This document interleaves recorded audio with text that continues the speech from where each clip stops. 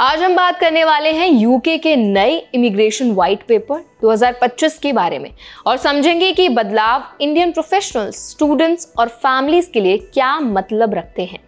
इस वीडियो में हम कवर करेंगे कि स्किल्ड वर्कर्स और ग्रेजुएट वीजाज में क्या बदलाव आए हैं, परमानेंट रेजिडेंसी के नियम कैसे बदले हैं और इंडियन एप्लीकेंट्स को किन बदलावों में कैसे सावधान रहना चाहिए। साथ ही हम देखेंगे कि नए रूल्स यूएस में इंडियन प्रोफेशनल्स के लिए अपॉर्चुनिटीज और चैलेंजेस पर कैसे असर डाल सकते हैं। तो चलिए फिर वीडियो को शुरू कर देते हैं। Hi, my name is Varsha Dubey and I watching NBT tech ed. सबसे पहले बात करते हैं स्किल्ड वर्कर वीजा की।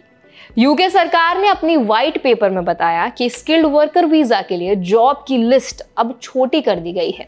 इसका मतलब यह हुआ कि अब मीडियम स्किल्ड रोल्स जैसे कि ट्रांसपोर्ट, डेंटिस्ट्री और प्रिजन्स में जॉब्स केवल एक्सप्लिसिट एग्जेम्पशंस मिलने पर ही अप्लाई कर पाएंगे।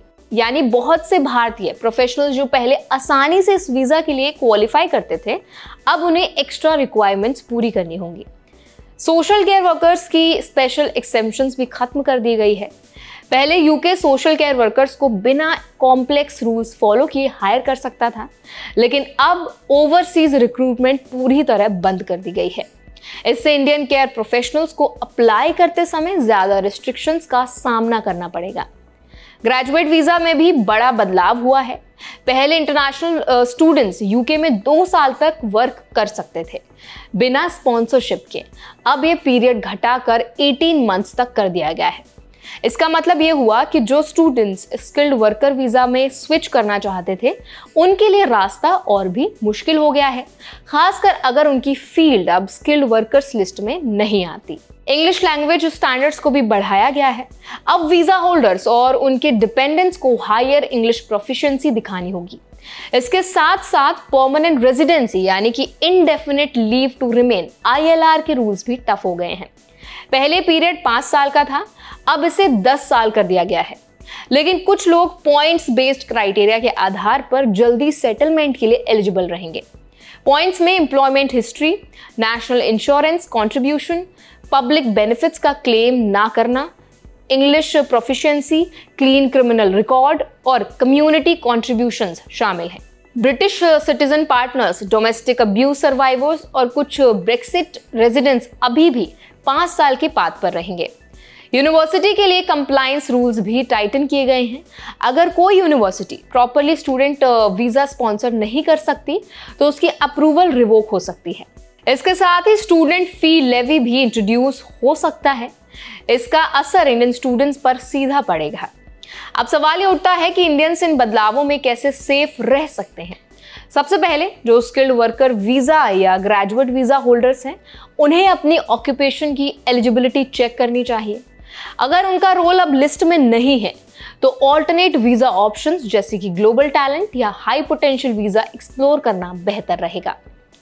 इंग्लिश प्रोफिशिएंसी और डॉक्यूमेंटेशन हमेशा अपडेटेड रखना जरूरी है।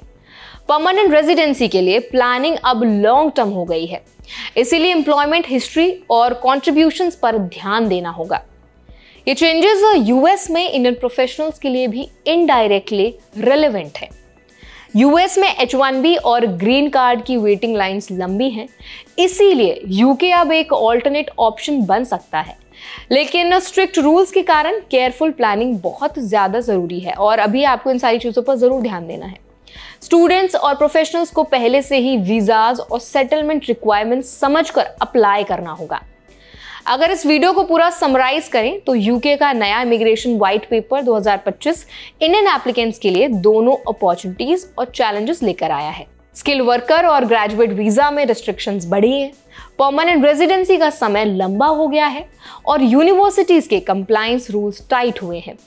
इंडियंस को अपनी एलिजिबिलिटी, डॉक्यूमेंटेशन और लॉन्ग टर्म प्लानिंग पर ध्यान रखना होगा ताकि यूके में करियर या सेटलमेंट स्मूथली हो सके। अगर आप यूके में जॉब, स्टडी या परमानेंट रेजिडेंसी प्लान कर रहे हैं तो इन नए रूल्स को समझना और सही स्ट्रैटेजी बनाना बहुत ज्यादा जरूरी है। शॉर्टलिस्टिंग, डॉक्यूमेंटेशन, इंग्लिश प्रोफिशिएंसी और एलिजिबिलिटी चेक करके आप अपने चांसेस को मैक्सिमाइज कर सकते हैं। तो आई होप ये वीडियो आपके लिए हेल्पफुल रहा होगा, आपको पसंद आया होगा। अगर वीडियो आपको पसंद आया हो तो वीडियो को जरूर लाइक करें, शेयर करें। ऐसे और भी अपडेट्स के लिए, वीडियोस के लिए हमारे चैनल NBT Tech Ed को जरूर सब्सक्राइब करें।